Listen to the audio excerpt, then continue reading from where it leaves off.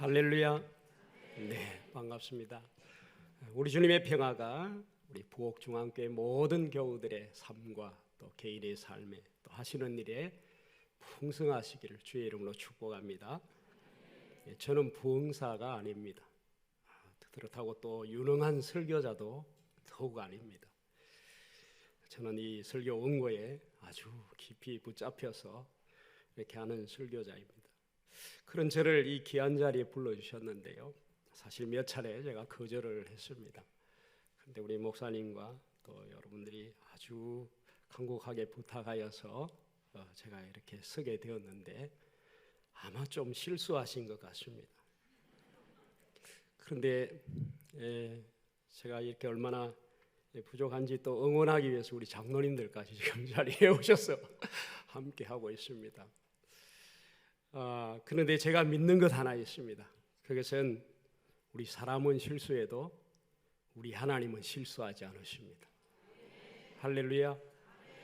부족한 사람을 세우신 분명한 뜻이 있으리라고 그렇게 믿으면서 이 나누는 말씀을 통해서 하나님께서 예비하신 큰 은혜 주실 줄 믿습니다. 하나님은 실수하지 않으십니다. 해가 바뀌었습니다. 새해가 되었지요. 설레는 마음, 부푼 기대, 그게 우리에게 있습니다. 하지만 우리가 마주하고 있는 현실은 너무나도 답답하고 또 그로 인해서 불안감은 더 가중되고 있는 그런 시대를 살아가고 있습니다. 언제는 안 그렇겠습니까마는 산다는 것이 그만큼 더 힘들게만 느껴진다라고 하는 그런 방정인 것이죠. 어디 그뿐입니까? 코로나 이후에 날마다 들려오는 한국 교회에 관한 이야기들은 교회는 세상과 구별되었다라는 이 말을 감히 우리가 입 밖으로 내기조차도 용기가 필요한 이런 시대를 우리가 살아가고 있습니다. 그만큼 우리는 신앙적으로나 또 삶적으로 움츠려들고 위축되어질 수밖에 없는 그런 상황 가운데 놓여있는 우리 자신을 보게 됩니다. 돌아보면 모든 것이 조금은 희망적인 이야기보다는 암울한 삶의 이야기로 가득 찬 것이 오늘을 살아가는 우리들이 마주하고 있는 현실입니다. 오늘 이 본 말씀 속에는 아브라함이 하나님의 말씀을 듣고서 그 고향 친척 아버지의 집을 떠납니다. 정처 없는 나그네와 같이 어디로 갈지도 모르면서 떠나는 이 아브라함의 모습 속에 불확실한 이 세상을 살아가는 오늘의 우리의 모습이 언뜻 엿보입니다. 모든 것이 암울하여서 불안정하고 불확실한 때일수록 사람들은 어떻게 합니까? 자기 생각에 더 확실하다고 여겨지는 것, 그런 것들을 찾고 그것을 의지합니다. 그런데 그것을 살펴보면 결국 눈에 보이는 것, 또 손에 잡을 수 있는 것, 이런 것들인 것이죠. 이를테면 만약을 위해서 보험을 들거나 또 노후를 위해서 연금이라도 든든히 든다거나 아니면 세상 사람들이 하는 것처럼 부동산을 사놓는가 하는 것 등입니다. 그러면서 그 삶은 도전하거나 모험하지 않습니다. 더욱 확실하고 안전한 길을 선택하려고만 하는 것이죠. 모든 것이 불안전하고 확실한 때는 누구든지 직장 생활이나 가정 생활에서 이르기까지 위험 부담을 하지 않으려고 합니다. 위험 부담이 되는 일을 될 수 있으면 피하려고 합니다. 그런데 오늘 이 본 말씀 속에 하나님께서 말씀하시는 바는 오히려 정반대의 이야기를 우리에게 들려주십니다. 오늘 이 본 말씀은 하나님께서 펼치시는 구원의 드라마, 즉 첫사람의 범죄로 말미암아 타락한 이 인류를 구원하기 위해서 한 사람을 선택하시는 구속사의 중요한 서막에 해당되는 이야기입니다. 한 사람이 하나님의 부르심을 통하여 어떻게 한 민족과 인류의 믿음의 조상이 되었는지 그 시작을 보여주는 말씀이 바로 우리가 읽은 이 이야기입니다. 잘 알고 있는 이야기죠. 그런데 그 부르심은 또한 동시에 편안하고 익숙한 곳으로부터 떠남을 의미하기에 여지없이 우리 하나님께서는 떠날 것을 요구합니다. 사실 창세기 11장 마지막 부분을 보면 아브라함보다 그의 아버지 데라가 먼저 하나님의 부르심을 받은 것이 아닌가 싶을 정도로, 그렇게 생각할 정도로 기록이 되어 있습니다. 데라가 가족들을 이끌고 가나안으로 가고자 했는데 그 도중에 발길을 멈추어 하란에서 눌러 앉습니다. 왜 그랬을까요? 여기 우르와 하란은 아주 편안하게 살 수 있는 도시였습니다. 우르는 고대 메소포타미아 문명이 꽃피우던 곳이었습니다. 하란은 지리적으로 유프라테스 강의 두 지류 사이에 위치해 있는 비옥한 땅입니다. 그래서 목축을 하기 위해서는 더할 나위 없이 아주 좋은 위치의 도시였습니다. 고대 번성했던 도시였던 거죠. 유목민에게서 아주 중요한 생업인 목축을 위해서든지 혹은 동시에 문명의 혜택을 누릴 수 있는 곳, 그러나 그 한편에는 타락한 인간이 만든 문명의 이기들을 쏟아내는 여러 가지 유혹들이 동시에 있는 곳이 바로 하란과 우르였습니다. 그러기에 새로운 출발을 위해서 하나님께서는 그곳으로 불러내시는 것입니다. 그 좋은 곳, 편안하고 이미 익숙해진 그곳에서 하나님은 떠나라고 말씀하셨습니다. 이 하나님의 말씀 앞에 쉬운 결정이 아니었겠지만 어찌되었든지 아브라함은 본토 친척 아버지의 집을 떠납니다. 떠나는 그 순간 그 삶은 고난과 역경을 의미하고 따라서 그 삶은 도전이요 한편으로 모험이었습니다.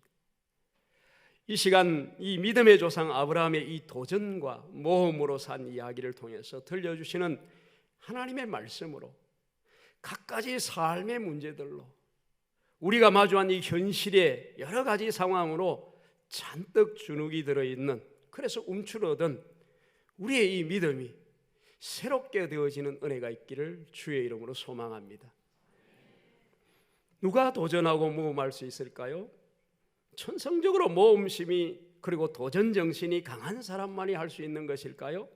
아니면 소심한 사람도 도전하고 모험을 떠날 수 있는 것일까요? 이 질문의 대답을 우리가 들으려면 먼저 아브라함은 어떻게 그렇게 할 수 있었는지를 살펴보면 됩니다. 아브라함은 믿음의 조상들이라고 우리가 표현합니다. 아브라함과 같은 이 믿음의 조상들, 믿음의 선조들을 생각할 때 우리는 괜스레 먼저 주눅부터 들고 마주하게 됩니다. 은근히 기가 죽죠. 정말 무모할이 많지 혹은 우직할이 많지 하나님의 말씀과 그 명령에 순종하는 모습을 보고 있노라면 사실 그 마음이 드는 것도 충분히 이해가 됩니다.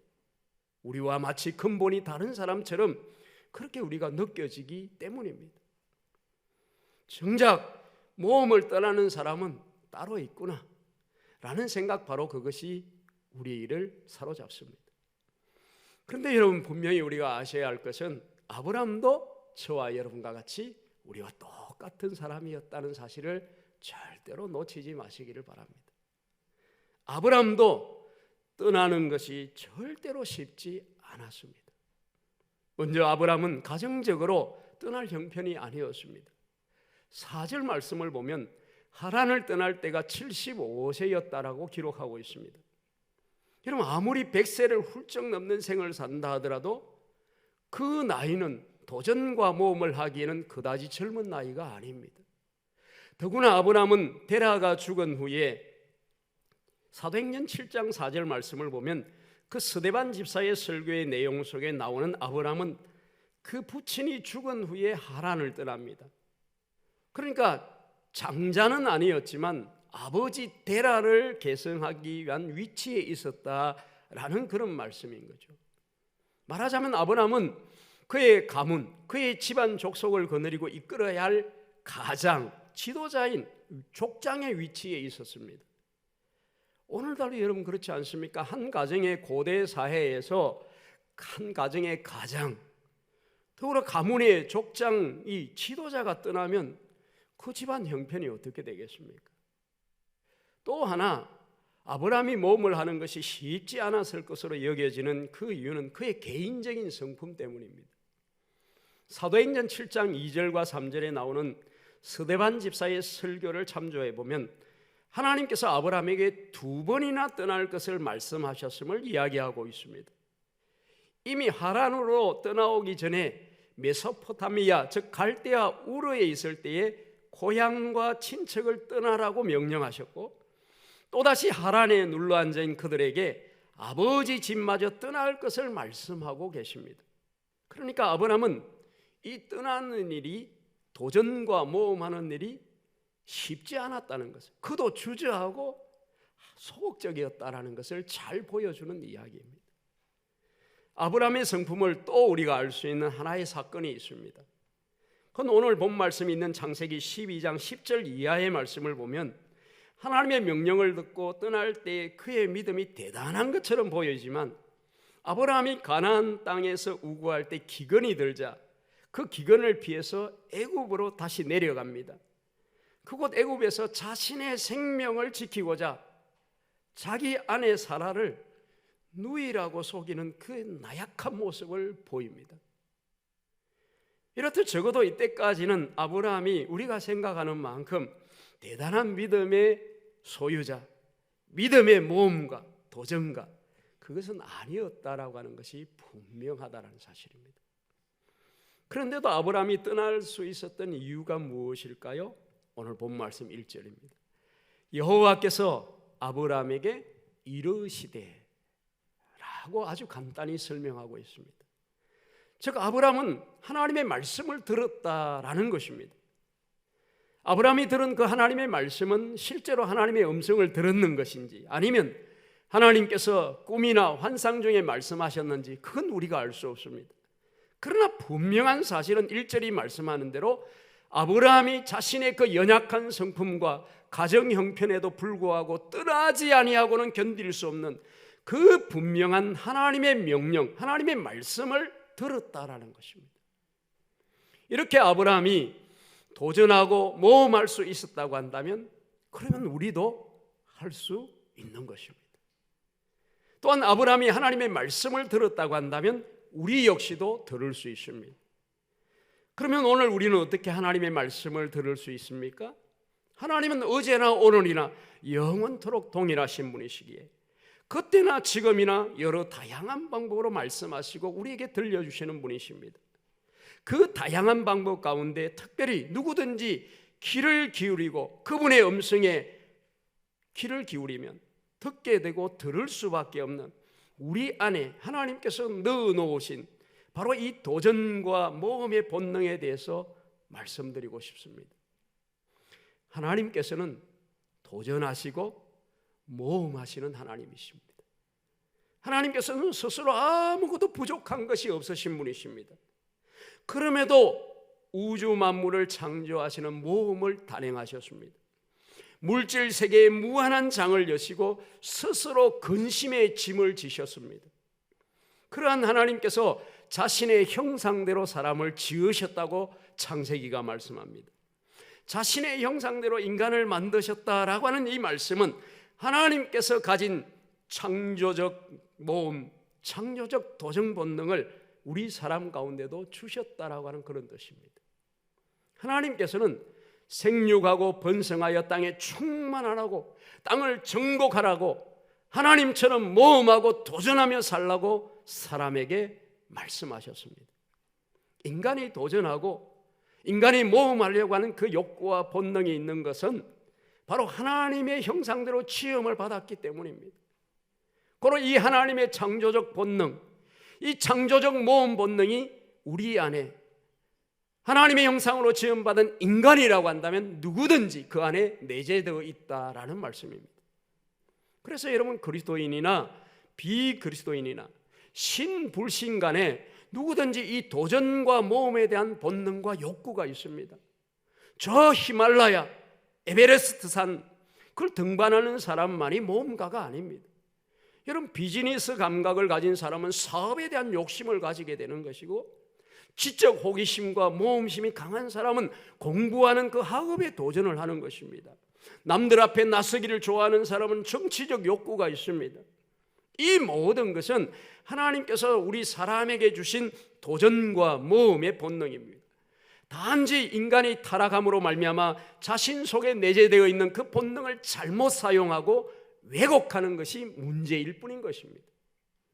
사실 여러분, 여러 다양한 개인의 모험과 그 도전에 대한 욕구를 깊이 파헤쳐 보면 결국 그 속에는 땅에 충만하라, 땅을 정복하라, 땅을 다스리라 하신 그 우리 하나님의 최초의 명령에 대한 인간의 그 열망이 자리하고 있음을 볼 수 있습니다. 우리 안에 있는 이 본능은 감춰져 있거나 덮여 있을 뿐인 것이지 절대로 사라지는 것이 아니라는 사실입니다. 자기 보존 본능만큼이나 하나님께서 주신 이 중요한 본능이 우리에게 있다라는 말씀입니다. 특별히 하나님의 자녀에게는 진정한 도전, 진정한 모험의 본능이 있습니다.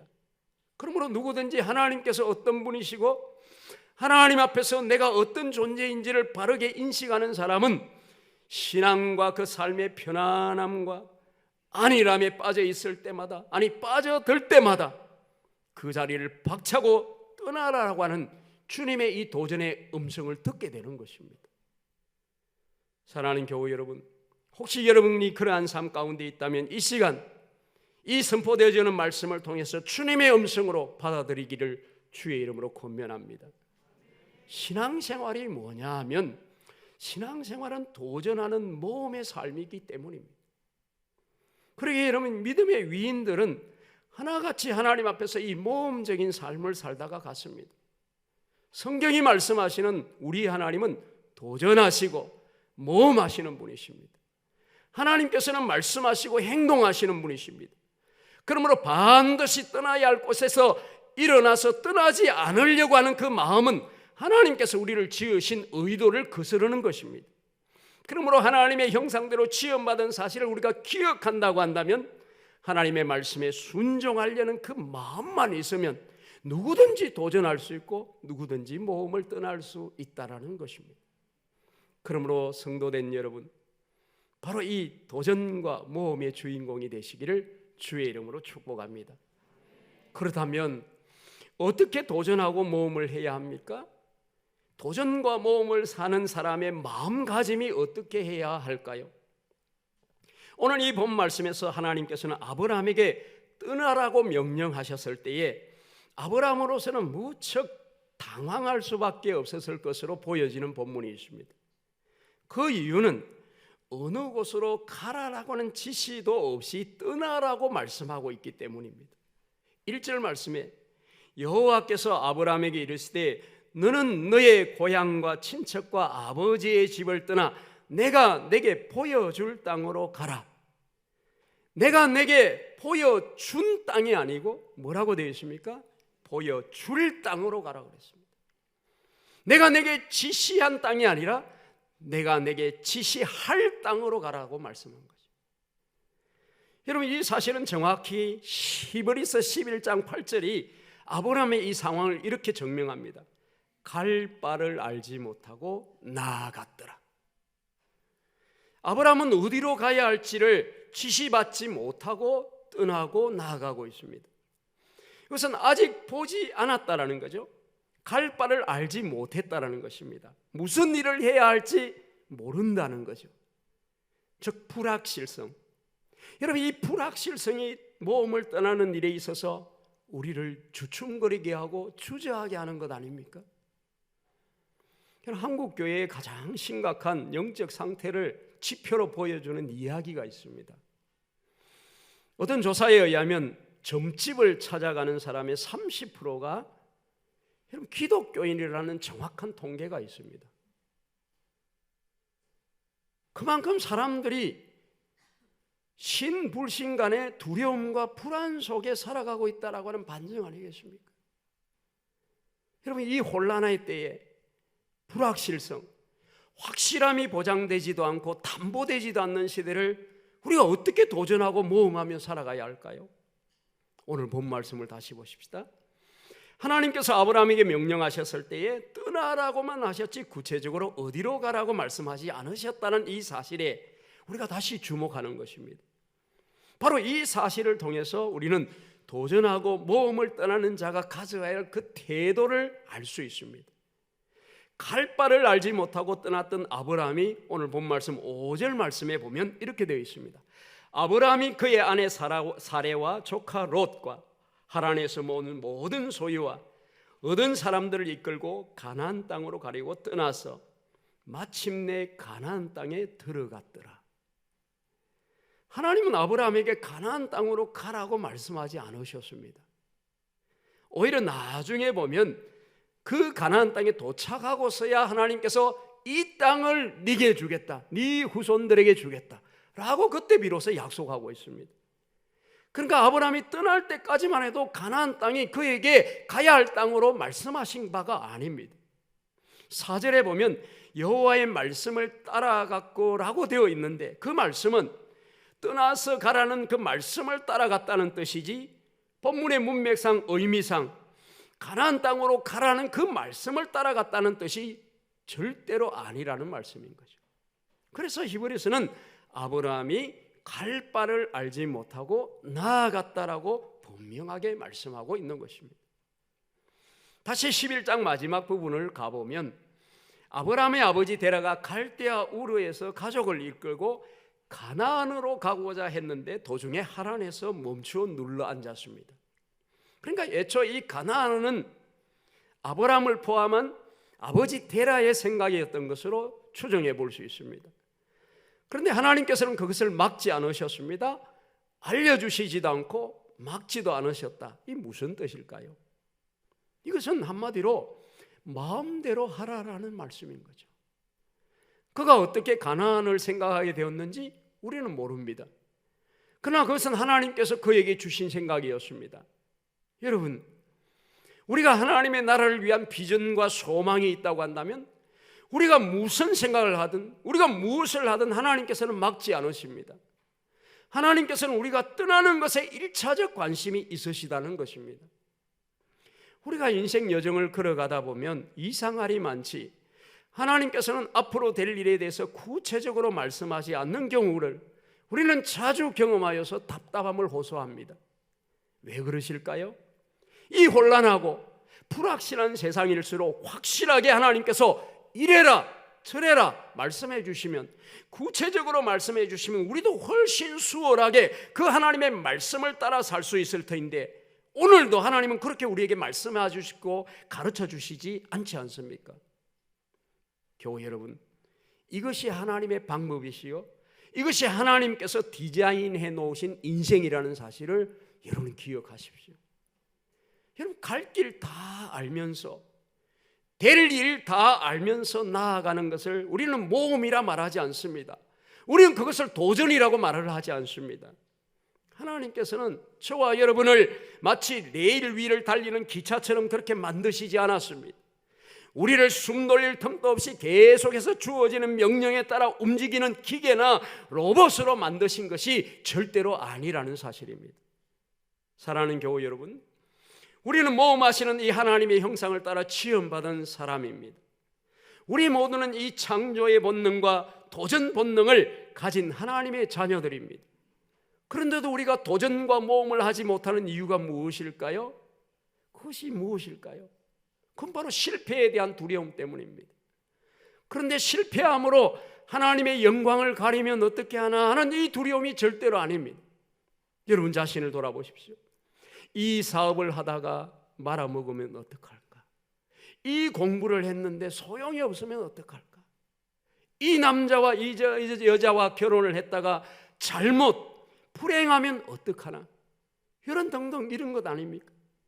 그 마음의 중심에 뭐가 있습니까? 실상 하나님께 순종하려는 그 마음보다는 반드시 내가 성공해야 한다라고 하는 자신의 욕망, 자신의 욕심 때문에 두려운 것이죠. 다니엘의 세 친구 사드락과 메삭과 아베느고의 믿음을 보면 이글거리고 타오르는 그 풀무불 앞에서 만약 하나님께서 우리를 구해 주시지 않는다고 하더라도, 우리는 결탄코 우상 앞에 절할 수 없다라고 단호한 신앙을 고백했습니다. 이 위대한 신앙의 고백적 결단 속에는 자신들의 그 행동의 결과, 앞으로 어떻게 나타날지 모른다라고 하는 것이 전제되어 있습니다. 믿음은 미래의 일을 아는 것이 아닙니다. 믿음은 어떤 결과가 주어지더라도 순종하는 것이 믿음인 것입니다. 그래서 순종한다라고 하는 이 말의 의미는 하나님에 의해서 다루어지는 것이라고 정의할 수 있는 것입니다. 하나님에 의해서 다루어지기를 바라고 그것이 자신의 삶의 최선임을 믿는 사람, 이게 바로 믿음이 있는 사람인 것입니다. 그러므로 여러분, 순종은 하나님께서 어떤 일을 이루시든지 간에 어떤 것을 주시든지 간에 무조건 받아들이겠다라고 하는 그 마음가짐이 믿음이고요, 순종인 것입니다. 이런 마음가짐을 가지고 있다면 여러분 무엇이 두렵겠습니까? 도전, 모험인들, 무선인들 하지 못하겠습니까? 폴 투르니에라는 사람이 모험으로 사는 인생이라고 하는 유명한 책을 썼는데 그 책에 보면 이런 글귀가 있습니다. 하나님은 우리의 불확실성과 모호함에도 불구하고 심지어는 우리의 실패와 실수를 통해서도 우리를 인도하신다. 그분은 종종 우리로 하여금 왼쪽을 향하여 출발하게 하시지만 끝내는 오른쪽으로 도달하게 하신다. 그렇지 않으면 오랫동안 우회 끝에 오른쪽으로 되돌아오게 하시는데, 이는 우리가 하나님을 순종하는 믿음 아래 왼쪽을 향해 떠나는 실수를 범했기 때문이다. 하나님은 단계적으로 한 걸음씩 한 걸음씩 이 사건에서 저 사건으로 우리를 인도하신다. 하나님의 목적 안에 있는 우리의 실패는 더 이상 실패가 아니다. 하나님의 목적 안에 있는 우리의 실패는 더 이상 실패가 아니다. 그렇습니다. 불확실성이야말로 우리에게 오히려 하나님을 깊이 의지하게 하는 동기가 되고, 불확실성이야말로 우리로 끊임없이 그분의 인도하심을 구하게 하는 것입니다. 따라서 여러분, 이제 다시는 우리가 어떤 일을 마주하고서 이것이 행운인가 불행인가, 이것이 유리한가 불리한가, 이것이 성공인가 실패인가, 이런 것이 문제가 되지 않는 것이죠. 다만 그것이 하나님의 목적 안에 무엇을 뜻하는가 하는 것이 문제일 뿐인 것입니다.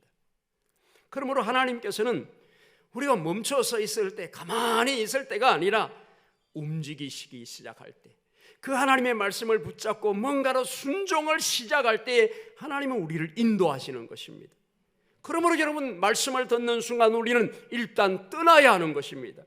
그래야 하나님께서 방향을 잡아주시지 않겠습니까?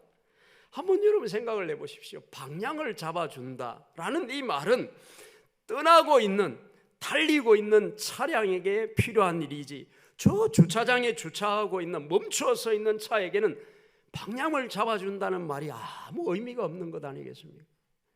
그러므로 이제 우리가 하나님의 뜻과 답을 분명하게 뭔가 깨닫고 구체적으로 알아야만 무언가를 하겠다는 이 생각을 내려놓으시기를 바랍니다. 왜냐하면 우리 하나님께서는 결코 실수하지 않으시기 때문에. 최용덕 씨가 작곡한 찬양 가운데 하나님은 실수하지 않으신다네 라는 제목의 찬양이 있습니다. 여러분, 때로 오래 묵은 찬양의 가사 한 절이 어떤 설교보다 더 큰 은혜와 위로가 됩니다. 아시는 분도 있겠지만 그 가사를 한번 들어보십시오. 내가 걷는 이 길이 혹 굽어도는 수가 있어도, 내 심장 울렁이고 가슴 아파도 내 마음속으로 여전히 기뻐하는 까닭은 하나님은 실수하지 않으심일세.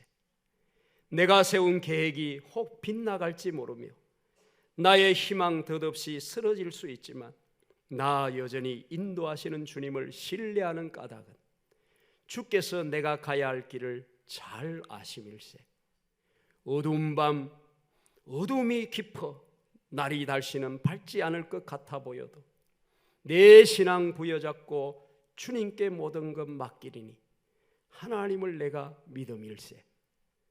지금은 내가 볼 수 없는 것 너무 많아서 너무 멀리 가물가물 어련거려도 운명이 오라 나 두려워 아니하리 만사를 주께 내어 맡기리니 차츰차츰 안개는 거치고 하나님이 지으신 빛이 뚜렷이 보이리라. 가는 길이 온통 어둡게만 보여도 하나님은 실수하지 않으신다네. 그렇습니다. 우리는 실수하고 그래서 우리는 실패할지 몰라도 우리 하나님께서는 절대로 실수하지 않으십니다. 하나님께서는 절대로 실수하지 않으시기에 오히려 하나님께서 우리를 인도하시도록 신뢰함으로 우리 자신을 내어드리는 포기하는 용기가 우리에게 필요할 뿐인 것입니다. 이것이 진정으로 도전하고 모험을 떠나려고 하는 사람들의 자세여야 하는 것입니다. 그러면 왜 우리가 이 도전하고 모험을 해야 하는 것일까요? 도전하고 모험으로 사는 인생이 가지는 의미에 대한 질문을 제가 하고 있는 것입니다. 왜 우리가 도전하고 모험을 해야 하는 것일까요? 그 답은 하나님께서 주시는 진정한 복을 누리기 위해서인 것입니다. 오늘 본 말씀 2절을 보십시오. 하나님께서 아브라함으로 하여금 큰 민족을 이루게 하고 아브라함에게 복을 주어서 아브라함의 이름을 장대하게 할 것인데 아브라함은 복의 근원, 복 그 자체가 될 것이라고 말씀하셨습니다. 아브라함이 복의 근원, 복의 그 자체가 되는데 그 복은 아브라함이 떠날 경우에 당연히 따르는 것이라고 말씀하는 것입니다. 그런데 여러분 떠나지 않으면 그런 은혜는 맛볼 수 없다라는 말씀입니다. 그런데 여러분 사실 도전하고 모험하지 않아도 주시는 은혜가 있기는 있습니다. 그저 새끼밥 먹고 사는 은혜이죠. 겨우겨우 연명하는 신앙생활을 하다가 저 천국에 가는 은혜는 주어집니다. 그러나 사랑하는 교우 여러분, 우리가 어떤 존재입니까? 내가 누구입니까? 우리가 기껏 입에 풀칠하기 위해서 그렇게 살고자 이 신앙생활을 여러분이 하고 계십니까? 여러분 왜 믿음 생활을 하십니까? 왜 예수 믿는 이 신앙생활을 하고 계십니까? 그저 한 끼 밥을 먹기 위해서 이 신앙생활을 여러분 하고 계십니까? 하나님께서 우리에게 주시는 은혜가 고작 그것밖에 되지 않는다고 여러분 생각하십니까? 아닙니다. 출애굽의 사건을 여러분 한번 생각해 보십시오. 하나님께서 자기 백성 이스라엘 백성들을 애굽의 종노릇하는 그들에게 그 노예에서 해방시킨 이유가 그저 광야에 데려나와서 만나와 메추라기 먹이려고 그렇게 그들을 광야 생활을 하게 하시고 애굽에서 불러내신 이유가 아닙니다. 그들에게는 약속의 땅 가나안을 정복해야 할 그 사명이 그들 앞에 놓여 있었던 것입니다. 그러므로 예수 믿는 이 신앙생활을 하면서도 여전히 세상 사람들처럼 편안하게 이 세상을 사는 것에 만족하는 사람은 하나님께서 주시는 진정한 은혜, 진정한 복이 무엇인지를 모르는 사람들입니다. 하나님의 나라를 위하여 도전하고 모험하는 사람들만이 누릴 수 있는 특별한 하나님의 은혜, 그 진짜 은혜가 있습니다. 떠나지 않는 자는 결코 알 수 없는 놀라운 은혜가 있는 것입니다. 너를 축복하는 자에게는 내가 복을 내리고 너를 저주하는 자에게는 내가 저주하니니 땅의 모든 족속이 너로 말미암아 복을 얻을 것이라. 이 말씀은 모험을 떠나게 되면 세상적으로 성공하게 될 것이라고 하는 약속이 절대로 아닙니다.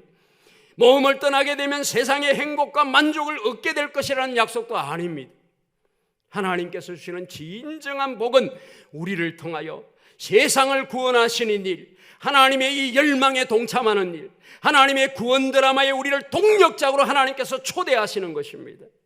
하나님은 도전하고 모험하는 자들을 통해서 하나님의 이 구원 역사를 이루시고 하나님의 나라를 세우시겠다는 그 뜻을 가지고 있습니다. 이것은 정말 놀라운 하나님의 특권이고 하나님이 우리에게 주시는 놀라운 하나님의 은혜가 아닐 수가 없는 것입니다. 이것이 진정 저와 여러분을 부르시게 하시고 그리고 저와 여러분을 통하여 이 믿음의 길을 가도록 우리를 보내신 이유인 것입니다. 사랑하는 성도 여러분, 신앙의 안일함과 편안함에 익숙해 있는 성도는 혹 안 계십니까? 이만하면 되었지라고 스스로 자유하고 신앙적 교만에 빠져 있는 분들은 혹은 안 계십니까? 부르심과 보내심, 그 사명의 길을 뒤로 한 채 그저 따뜻한 교회의 품 안에만 머물러 있으려고 하는 그 생각에 빠져 있는 사람은 안 계십니까? 일어나야 합니다. 떠나야 합니다. 우리의 이 안일함과 편안함을 떨쳐버리고 일어나서 떠나야 하는 것입니다. 여러분, 설교가 휘필드가 말하기를 녹이 슬어서 없어지느니 차라리 달아서 없어지는 것이 낫다라고 말했습니다. 이것이 진정한 도전과 모험의 신앙을 가진 사람들, 그리스도인의 고백이 된 줄 믿습니다.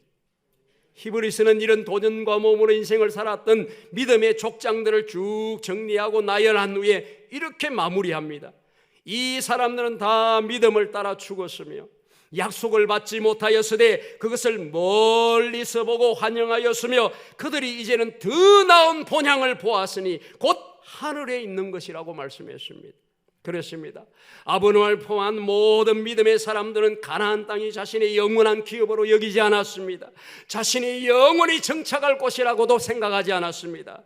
아브라함의 시선은 언제나 하나님 나라에 고정되어 있었습니다. 믿음의 사람들 모두가 그러했습니다. 그들의 도전과 모험은 영원한 본향까지 이어졌습니다. 아브라함과 같은 믿음으로 이 땅을 살아가는 우리들의 시선도 동일하게 언제나 하나님 나라에 고정되어 있어야 합니다. 우리의 도전과 모험은 하나님 나라에 이를 때까지 계속 이어져야 하는 것입니다. 여러분, 인도에 복음을 전하던 89세의 노 선교사가 있었습니다. 이 선교사가 선교사역을 하던 도중에 뇌출혈, 흔히 뇌졸중이라고 그러죠. 쓰러져서 걷지도 못하고, 그래서 할 수 없이 본국인 미국으로 돌아가야만 했습니다. 여러분, 89세였으니 뭐 그런 병이 일어날 만도 하고 충분한 상황이었죠. 하지만 이 할아버지 선교사는 반년 만에 기적적으로 일어나서 다시 인도로 가서 복음을 전했습니다. 여러분, 이 선교사가 바로 세계에서 가장 위대한 선교사, 인도의 예수라고 칭송을 받는 스탠리 존스였습니다. 그를 소개하는 전기에 이런 글귀가 기록되어 있습니다. 그는 하나님께서 마침표를 찍을 때까지 자신이 결코 쉼표를 찍지 않았다. 그의 고향은 미국도 인도도 아니었고 오직 예수 그리스도였다라고 기록하고 있습니다. 부엌중앙교회 교우 여러분, 하나님께서는 세상을 창조하시는 모험을 하셨을 뿐만 아니라 세상을 구원하시기 위해서 인간의 몸을 입으시는 모험도 단행하셨습니다. 마침내는 십자가에 죽으시는 모험도 불사하셨습니다. 그래야 나와 같은 죄인을 구원하여 주셨습니다. 그리고 부활하신 주님께서는 우리에게 이 구원의 복음을 천하 만민에게 전하라고 우리에게 부탁하셨습니다. 불확실하고 불안한 현실의 환경이 우리의 이 도전과 모험의 신앙을 듣고 있었다고 한다면 이제 걷어버리시기를 바랍니다. 이제 깨어나시기를 바랍니다. 갖가지 삶의 문제와 우리를 둘러싸고 있는 여러 가지 억누르는 억울한 문제들과 그리고 우리를 주눅들게 한 여러 가지 소문들로 인해서 잔뜩 자신감을 잃어버리고 움츠른 우리의 이 자리에서 떨치고 일어나시기를 바랍니다. 오늘 우리를 부르시고 일어나 떠나라고 말씀하시는 우리 하나님께서는 절대로 실수하지 않으시는 분이시기 때문입니다. 하나님은 절대로 실수하지 않으십니다. 실수가 없으신 하나님, 이 하나님이 바로 우리 하나님이신 줄 믿습니다. 따라서 이 시간 겨우 여러분의 심령에 도전하시는 이 하나님의 말씀에 순종하시기를 바랍니다. 잠시 있다가 없어질 안개와 같은 이 땅의 것에 연연할 것이 아니라 저 높고도 영원한 하나님 나라의 비전, 그 이상을 여러분의 가슴에 품으시기를 바랍니다. 하나님께서는 우리를 통해 천하 만민이 진정한 복받기를 원하신다고 말씀하고 있습니다.